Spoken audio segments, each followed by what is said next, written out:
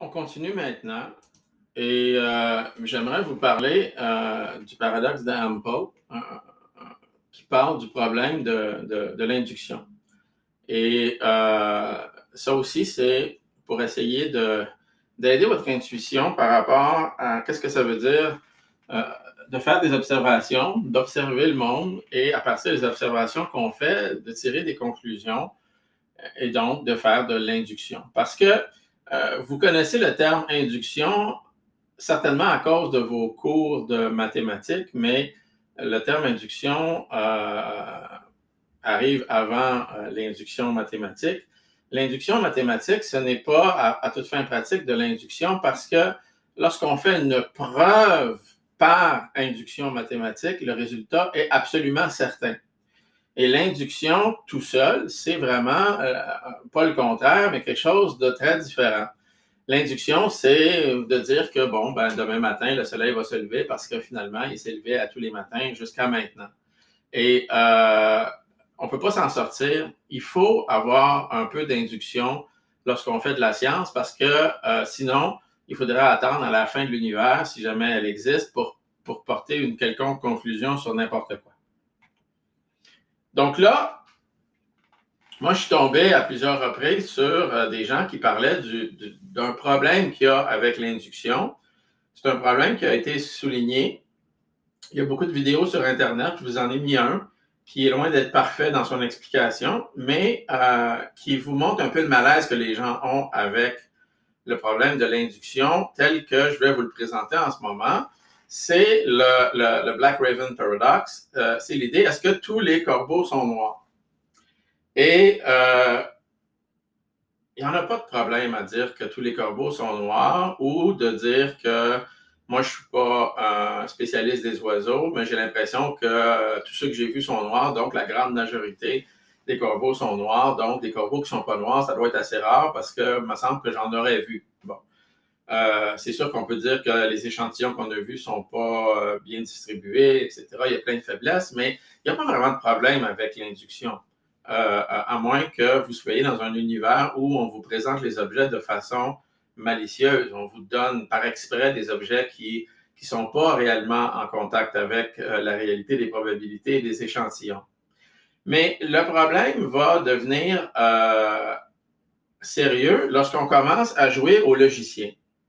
OK? Et donc, est-ce que tous les corbeaux sont noirs? Bon, ben ici, il y a un petit corbeau blanc, très, très rare. Il paraît que ça n'arrive pas souvent, mais que c'est possible, qui est dans notre échantillon.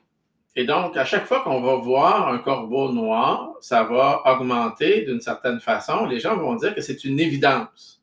Donc, on ajoute une évidence. Donc, la vue d'un nouveau corbeau noir, c'est une autre évidence du fait que tous les corbeaux sont noirs ou la majorité des corbeaux sont noirs. N'importe qui fait de l'induction devrait toujours faire attention de ne pas dire toujours, mais de dire il est très probable que, et d'autant plus probable que vous en avez vu.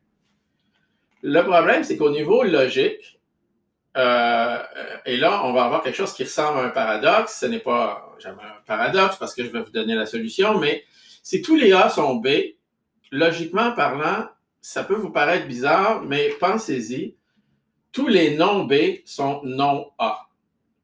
C'est exactement le même énoncé. C'est-à-dire que tous les A sont nécessairement B. Ça veut dire que ben, si vous êtes non B, vous ne pouvez pas avoir été A parce que tous les A sont B. OK? Et ça, il faut y penser un peu parce que il ne faudrait pas que vous pensiez que la complexité du paradoxe réside dans notre incapacité à comprendre qu'est-ce que c'est une négation.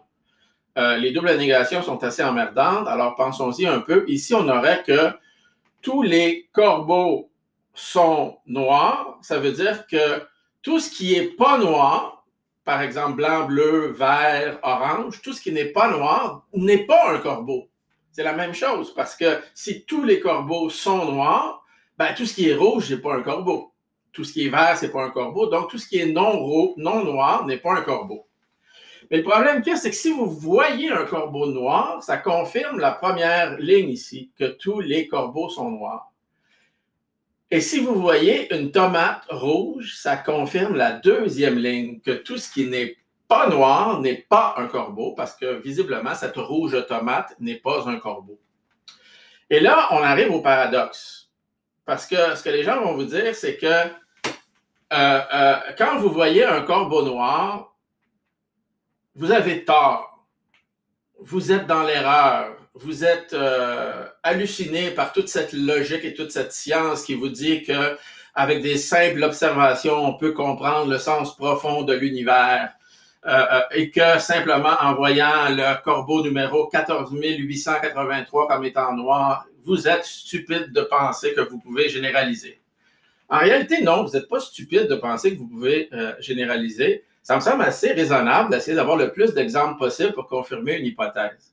Le problème, c'est que si c'est vrai qu'un nouveau corbeau noir confirme l'hypothèse que tous les corbeaux sont noirs, d'une certaine façon, on doit aussi dire qu'une tomate rouge confirme l'hypothèse que tous les corbeaux sont noirs parce que les deux énoncés sont équivalents logiquement. En tout cas, voir une tomate rouge, ça m'indique un petit peu plus que finalement, tout ce qui n'est pas noir est peut-être pas un corbeau. Et là, on dirait que c'est absurde parce que dans le premier cas, ça semble évident que de voir un corbeau noir, ça nous aide à comprendre ce qui se passe et que de voir une tomate rouge, ça ne nous aide pas du tout. Et c'est là que l'importance se tient. C'est l'idée d'une observation, ça ne va jamais rien prouver. Ce que ça va faire, c'est que ça va mettre à jour vos probabilités. Et quand vous voyez un nouveau corbeau noir, en réalité, ça vous aide beaucoup plus que de voir une tomate rouge. Et il faut faire un exemple pour comprendre. Imaginez qu'on ait un univers qui contient très peu d'objets. Ça va nous permettre d'illustrer davantage la force du raisonnement. Donc, si j'ai 4 corbeaux dans mon univers et qu'un seul corbeau est non noir, un corbeau blanc ici, mais si j'ai 12 objets qui sont non noirs, dont un corbeau non noir et 11 non-corbeaux non noirs. De dire que, tous les corbeaux sont noirs, c'est le premier énoncé. Malheureusement, il est vrai seulement 3 fois sur 4. Et de dire que tous les non-corbeaux sont non noirs, c'est la même chose. C'est faux, mais c'est faux seulement une fois sur 12. L'idée, c'est que, étant donné que des objets qui ne sont pas des corbeaux sont en nombre considérablement plus gros, l'hypothèse qu'ils vont rejeter est considérablement plus faible. Mais si vous êtes méthodique et que vous observez tous les objets non noirs, vous allez trouver le corbeau blanc. Et si vous êtes méthodique et que vous étudiez tous les corbeaux, vous allez trouver le corbeau non noir. Et donc, il n'y a pas de paradoxe. On en revient à la théorie de Bayes. On a une probabilité a priori et certaines informations qu'on va obtenir vont nous permettre de mettre à jour la probabilité a posteriori.